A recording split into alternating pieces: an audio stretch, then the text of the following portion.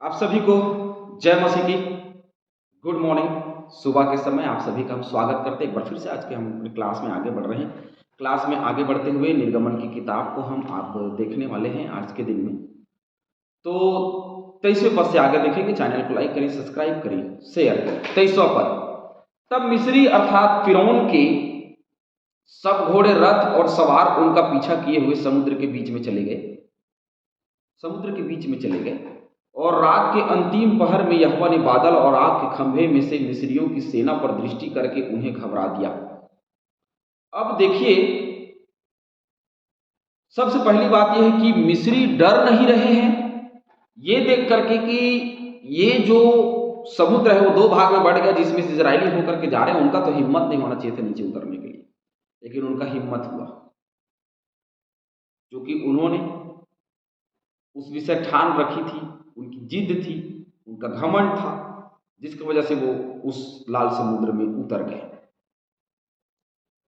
हर एक मनुष्य आज पाप के आंधी से घिरा हुआ है और वो उसमें बड़े मजे से जीवन बिता रहा है, क्योंकि उसको यहोवा का भय नहीं है। लेकिन 24 पद में जब हम आते हैं तो वहां लिखा है, जब मिस्रियों की सेना पर यहोवा ने दृष्टि की। जब तक यहोवा की दृष्टि आपकी ओर नहीं होगी, जब तक वो हमको ताड़ना नहीं देता, जब तक वो हमको तोड़ नहीं डालता, तब तक हम नहीं घबराते। अब ये मिस्री सेना अब तक नहीं घबरा रहे थे, लेकिन जब यहोवा ने उनकी ओर दृष्टि की तो अब ये घबराने लगे। कुछ वचन हम पढ़ेंगे। पहला शामिल मेरे साथ निकालिए।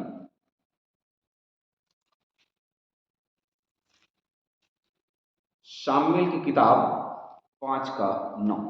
पहला शामिल 5:9।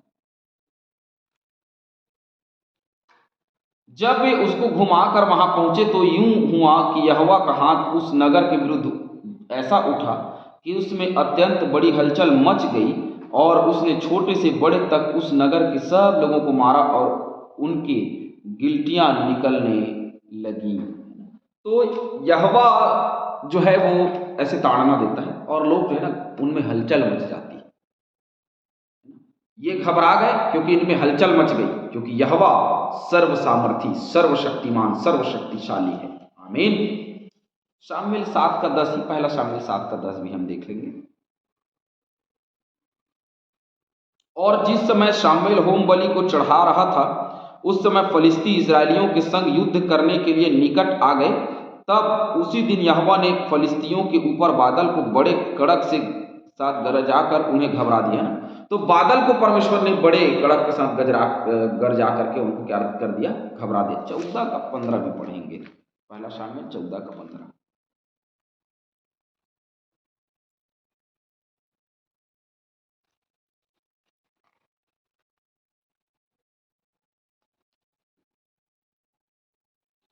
जिस पन्ने को निकालना रहता है ना, वही पन्ना नहीं निकलता है, ये थोड़ा सा चिपका हुआ है।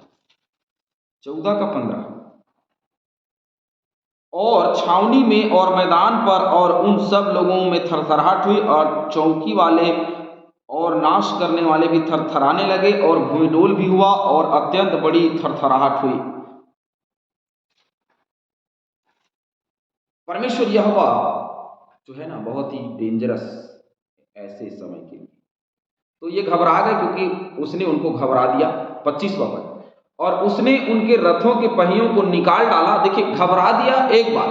अब तक जो घमंड के साथ में लोग दौड़ रहे थे, जो भाग रहे थे, अब ताड़ना इनके जीवन में आनी आरंभ हुई है। अभी तक तो सब अच्छा चल रहा था, लेकिन अब रुकावटें इनके जीवन में आने लगी। और पहली रुकावट ये थी कि उसने उनके रथों के पहिए को अलग कर दिया, निकाल डाला, जिससे उनका चलना कठिन हो गया। अभी तक पहिया था, घोड़ा बंधा हुआ था तो बढ़िया दौड़ रहे थे, लेकिन अचानक से वो पहिए निकाल दिए गए। परमेश्वर ने उनके पहिए ही निकाल दिए।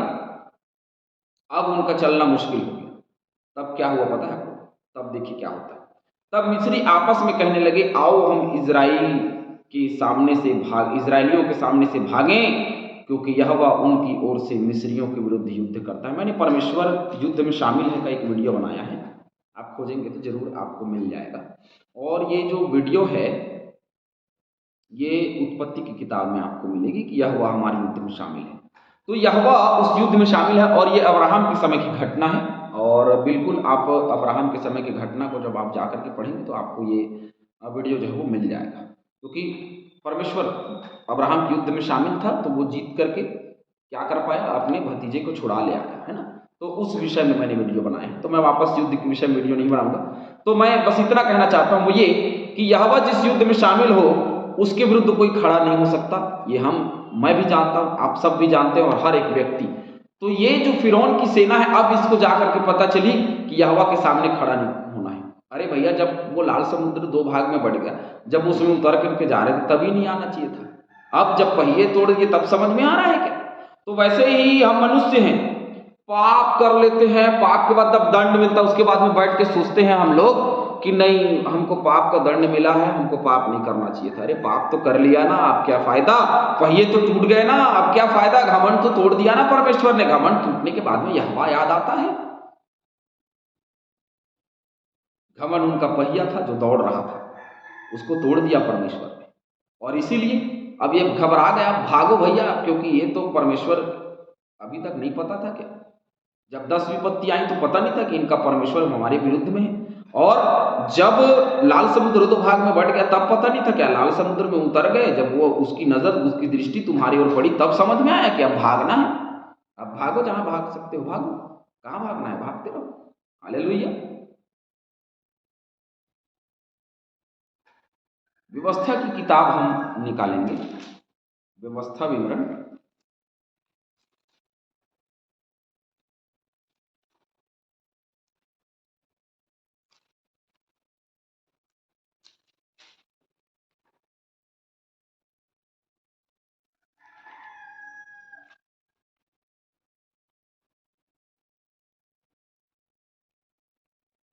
बत्तीस का 31।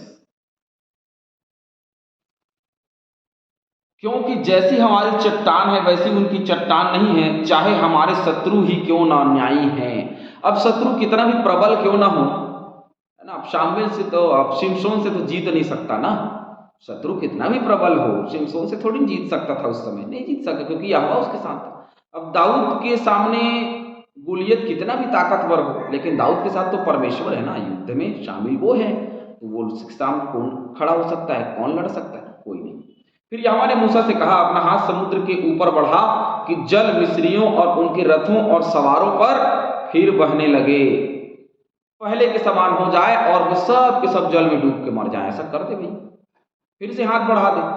तब मूसा ने अपना हाथ समुद्र की ओर बढ़ाया, और भोर होते होते क्या हुआ, देखिए, सुबह होते होते, रात भर तो चले, सुबह होते होते क्या हुआ कि समुद्र फिर ज्यों का त्यों हो गया, और मिस्री उल्टे भागने लगे, परंतु यहोवा ने उनको समुद्र के बीच ही में झटक दिया, मतलब डुबा दिया। हालेलुया। क्योंकि ये इजरायलियों के खिलाफ उठे थे, और यहोवा चाहता था कि यहां तक फिरौन राजा का मन कठोर रहे, कि उसकी कठोरता की वजह से वो डूब जाए, और वो मर जाए, वो मिट जाए, खत्म हो जाए।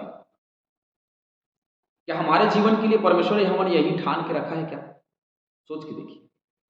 कहीं ऐसा तो नहीं कि परमेश्वर यहोवा हमको मिटा डालना चाहता है? कहीं ऐसा तो नहीं कि परमेश्वर यहोवा हमको नष्ट कर देना चाहता है? कहीं ऐसा तो नहीं कि परमेश्वर यहोवा का हाथ हमारे विरुद्ध में उठा है? सोच के देखिए, यदि है तो जल्दी से जीवन बदल लीजिए। फिरौन राजा के समान अपने मन को कठोर करके मिटने मत दीजिए अपने आप को। हम क्या करते हैं, उसके समान हमारा मन कठोर हो जाता है और हम मिट जाते हैं।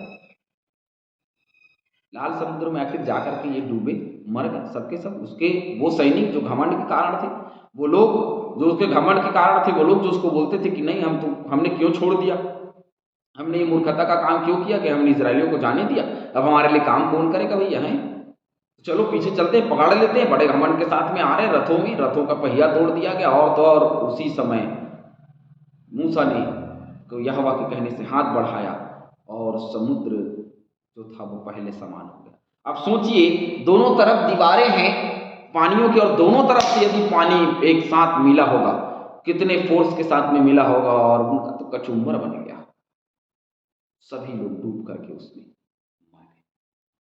और जल पलटने से जितने रथ और सवार इजरायलियों के पीछे समुद्र में आए थे, वे सब वरन फिरौन की सारी सेना उसमें डूब गई, और उसमें से एक भी ना बचा। भैया एक भी नहीं बचा, ये बताने के लिए भी नहीं बचे कि कैसे उनकी मृत्यु हो गई और वो सेना कहाँ चली गई, या जमीन निगल गया, आसमान खा गया। कहाँ चला गया भाई, जमीन निगल गई, आसमान खा गया। तो इसको तो जमीन नहीं, इसको तो पानी निगल गया और पानी ही खा गया इन लोगों को। अब ये खोजते रहे होंगे बेचारे, कुछ अवशेष मिला होगा तो पता चला होगा यार ये तो जल में डूब गए सबके सब, लाल समुद्र में मर गए डूब करके। तो यहोवा का भुजबल जो है वो इजरायलियों को दिखाई दिया, जो मिस्री सेनाओं पर प्रबल हुआ। हालेलुया। परंतु इजरायली समुद्र के बीच स्थल ही स्थल होकर चले गए और जल उनकी दाहिनी और बाईं दोनों ओर दीवार का काम देता था। एक बार फिर हम उस स्थल को पढ़ रहे हैं कि वो दाहिनी और बाईं ओर क्या करता था, उनके संग संग होकर के चलता था, दीवार के रूप में आजू बाजू में होकर के चलता था, क्योंकि यहोवा ने ऐसा ही किया। इस प्रकार यहोवा ने उस दिन इजरायलियों को मिस्रियों के वश से छुड़ाया और इजरायलियों ने मिस्रियों को समुद्र के तट पर मरे पड़े हुए देखा। इजरायलियों ने मिस्रियों को समुद्र के तट पर मरे पड़े हुए देखा, क्योंकि समुद्र जो है वो गंदगी को बाहर फेंकती है, नदियां गंदगी को बाहर फेंकती है, पानी जो गंदगी को बाहर फेंकती है। तो ये सारी गंदगी थी जिसको पानी ने बाहर फेंक दिया और ये बाहर निकल आए और इन सब के शव को इजरायलियों ने देखा कि वो मरे पड़े हैं। 31 पद। और यहोवा ने मिस्रियों पर जो अपना पराक्रम दिखलाया था, यहोवा ने मिस्रियों पर जो पराक्रम दिखलाया था उसको देखकर इजरायलियों ने यहोवा का भय माना और यहोवा पर और उसके दास मूसा पर भी विश्वास किया। अब जाकर के इनको विश्वास किया। अभी तक कुड़कुड़ा रहे थे भाई, ये लोग तो क्या कर रहे थे, अभी तक कुड़कुड़ा रहे थे ना, अभी तक कुड़कुड़ाहट थी इनके मन में। भजन संहिता 78 का 13 पढ़ेंगे।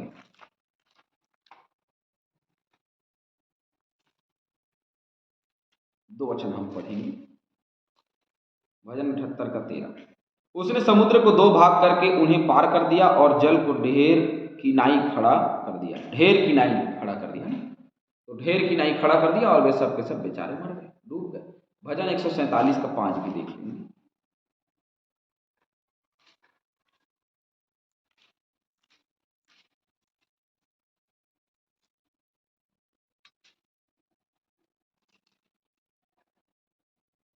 हमारा प्रभु महान और अति सामर्थी है, उसकी बुद्धि अपरंपार है।